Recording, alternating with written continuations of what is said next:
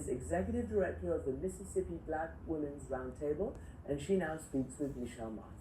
This conversation is part of our ongoing initiative that reports on threats to democracy, the impact of changes to voting laws, and what citizens need to know. It's called Preserving Democracy. Cassandra Welchlin, thank you so much for joining us. Thank you for having me. As we are a couple of days out, from Election Day, although in some parts of the country, people are already voting, which is something we'll get to. Let me just go back to you. How did you get the idea for the work that you're doing? I mean, it's the kind of thing that I just have to be honest, that a lot of people might think isn't necessary anymore. One of the goals for me when I was asked to take over the Mississippi Black Women's Roundtable in 2018, the number one thing that drove me and that my vision was I needed to liberate my people. And I knew and it felt very much like a call. And I accepted that call. And for me, it looked like a couple of things. I am a policy advocate. I am a social worker. And what thing that I say is, policy is the work of our democracy, but the vote is the heart of our democracy. And so for me, I wanted to make sure that liberation really stood tall with voting. And so we took that opportunity and began to say, how can we increase the voting population of Black women, particularly infrequent Black women? And with that information, we developed an intentional voter engagement training plan that was rooted in culture, rooted strategically, and with the intensity of a boot camp, because we understand that our voting rights are under attack. And so we wanted to really design it in a way to where it felt rigorous and it felt serious, but it also had a lot of joy in it as well. So let's back up a second, because there are a lot of people who are going to be listening to our conversation who are going to be asking themselves, why do you need that in Mississippi? It's 2024. What are some of the things that you see that perhaps people who are not in Mississippi wouldn't know about what you see as obstacles to that participation? When you ask that question, I'm really glad that you asked it that way, is because voting rights are still being suppressed here in the state of Mississippi. We have really regressive voting laws here. We do not have early voting in Mississippi. Wait. You have no early voting at all? We have no early voting. We Okay. have absentee voting in Mississippi. And that you have to qualify for based on your age, based on disability, and you have to have a reason to do it. Like, for instance, you have to go to work on that day. And so then you can go and have absentee voting. And then it's my understanding that you also have to have your application for absentee voting notarized, which means you have to go to somebody who is a notary public and get them to validate this. Well, one more thing, Michelle, is that we also don't have online voter registration and we don't have early voting. And so what this does is that it gives people only 12 hours in the day to go and vote.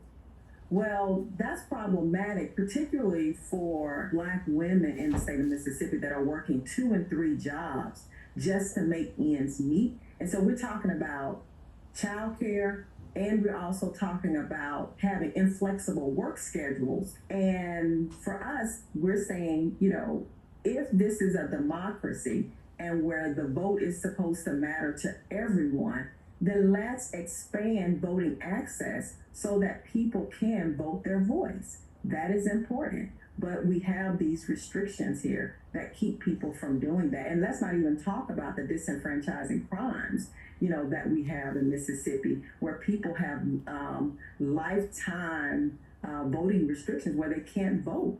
Is the issue there that there's no process for restoration, like once your sentence is complete or once your period of probation is complete, that there's no mechanism by which you could ask for here? The main issue is that it's difficult here in Mississippi. You can ask for restoration, but because we also have a supermajority in the state of Mississippi, the process for getting people's voting rights restored is very, very difficult. Our process is you have to get a legislator to write write a bill and then present that, and they have to vote on whether that person can get their voting rights restored. That's very hard to do. The Secretary of State had a hearing before the legislative body to say they want to put more restrictions on people not being able to vote. So, for instance, one of the things they want to do is add more crimes.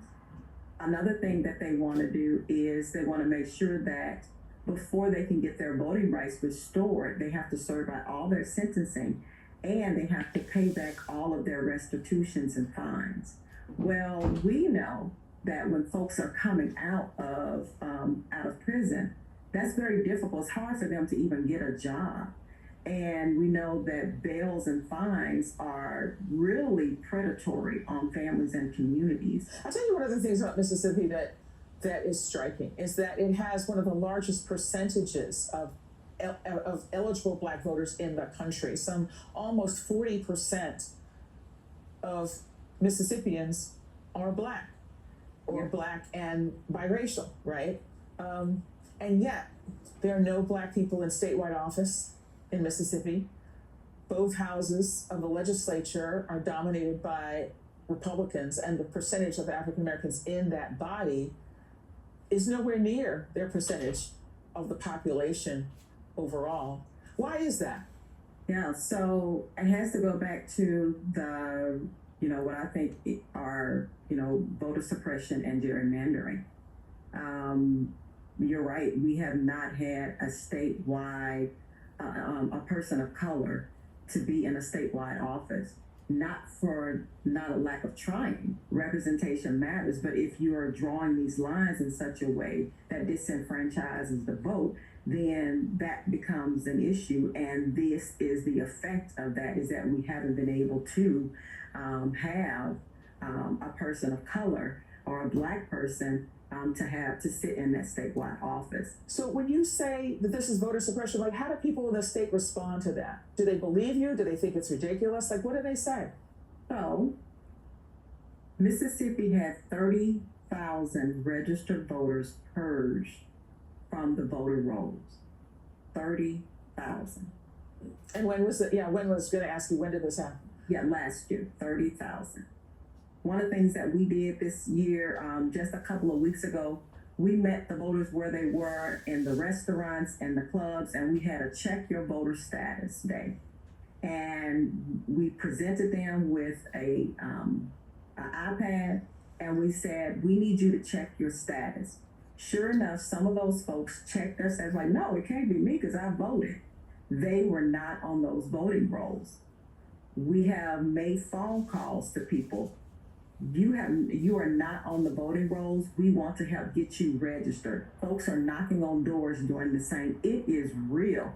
What is their argument about why they were purged? Would they say that they were not voting and so therefore they thought that they were either didn't live in the state or were no longer eligible? Like, what's the stated reason why these voters were purged from the rolls? The stated reason is that they haven't voted in the last two elections. But what we know is that some people did vote and have always consistently voted, super voters, but yet they have been purged from the rolls. I understand that yours is a nonpartisan organization, right? But can you give us a sense of what difference it would make if let's just focus on Black voters who have registered but for whatever reason don't get to the polls, what difference it might make if they were able to get to the polls? In 2018, there were 7 points between Cindy Hyde-Smith and Mike Espy. So that's a 60,000 vote difference. And that's in the 2018 Senate race? Yes, Senate race. In 2019, there was 5 points between Jim Hood, this is the governor race, and Tate Reeves. So that was a 45,000 vote difference. And in 2023, there was a 3-point race between Presley and Tate Reeves in the governor race. That's a 26,000 vote difference. So what that means is that the voting percentages is closing, which also means that there's opportunity for people to vote their values. And what that also means is that the rules keep changing because it is those percentages are getting closer, and organizations like ours are doing our part, right, to ensure that people have access to the polls so they can vote who they want to vote for. I think some people look at what they call like an undervote, right? That people who are eligible to vote but don't vote, they look at as an undervote. They say, well, the undervote is that people aren't interested, or the undervote is because people aren't motivated enough to vote. And you're saying that that's just not true. In fact, more people keep voting despite these impediments. Absolutely. More people keep voting, and we see it in the data. I think what's also driving this is, so for instance, we know that, the overturning of Roe versus Wade came out of Mississippi. Our Attorney General brought that case to the Supreme Court, and people are talking about that and on fire about that, and our young people are really carrying that banner and saying, this is important to me. And so our young people are showing up, to the polls and having these conversations. So it's not that they're not showing up. It's about having that access and continuing to move the needle that will close that gap. So presumably you've testified to these matters. You've spoken about this publicly. You've been working on this for some time. When you service these issues, what do these legislators say? What do these state officials say? How do they defend these decisions? Last year, we saw during the legislative session where many of our legislators, particularly in the Legislative Black Caucus, put forward legislation that would restore people's voting rights, but it was rejected. Now, when we talk about these issues that we are seeing in community, many of them understand that and see that. But when we go over to, less friendly legislators who really want to be more restrictive, one of the things that we hear is that we want to prevent fraud from occurring. And we know that in Mississippi, that's very few and in between. There's not a lot of data that support there is fraud. And so there's a lot of disinformation that's occurring. And so we just continue to educate. This is what we're seeing in communities, and we continue to stand together as a coalition to make sure that our community is brought to the policy table so that they can get access to the right to vote. Because what this really is about, Michelle, at the end of the day, too, is how people who we elect in office really has an impact on what happens to people's kitchen tables, making sure their wages are increased. Mississippi hasn't had a wage increase, right? It's still $7.25. You're saying your minimum wage, the minimum wage in Mississippi is $7.25 an hour? Yes. Is that what you're saying? So let me just ask you this. I think it's just surprising to people to hear that in a state like Mississippi, where people have all these, that is far more rural, people are far more, there are population centers that people are a lot more spread out, that there aren't those opportunities to vote. You see this as intentional, as a way to keep certain people from voting? Oh, absolutely. Oh, no doubt about it.